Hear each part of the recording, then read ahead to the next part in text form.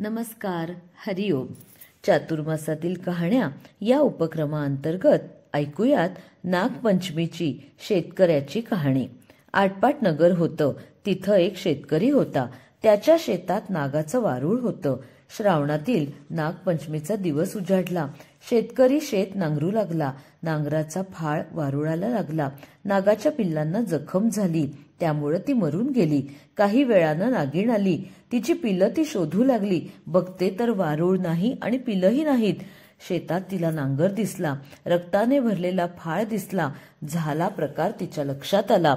शेतकऱ्याच्या फाळानं आपला निर्वंश केला, आपणही त्याचा निर्वंश करायचा असं तिनं ठरवलं. संतापानं नागिण शेतकऱ्याच्या घरात शिरली.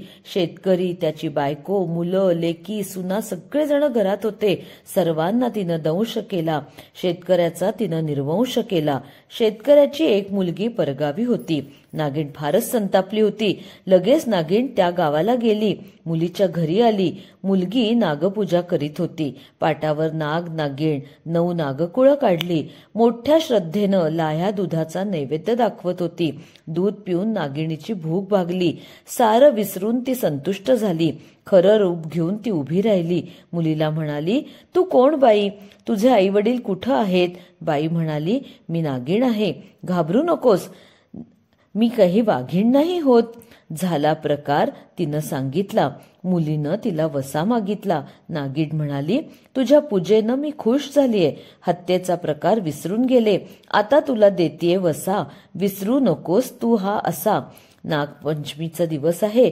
आज तळलेलं खाऊ नये, शेत जमीन खणू नये, भाज्या चिरू नयेत, तव्यावर काही शिजवू नये. अन देतीये तुला मी अमृताची कुपी, तुम्हा देईल संजीवनाची खुशी. मुलगी ती घेऊन लगेच माहेरी आली. सर्वांच्या मुखात तिनं अमृत घातलं. सर्वजण जिवंत झाले. सगळ्यांना खूप आनंद झाला. घडलेली सगळी हकीकत तिनं वडिलांना सांगितली. तेव्हा वडिलांनी विचारलं, हे व्रत कसं करावं? मुलीनं व्रताचा विधी सगळ्यांना समजावून सांगितला.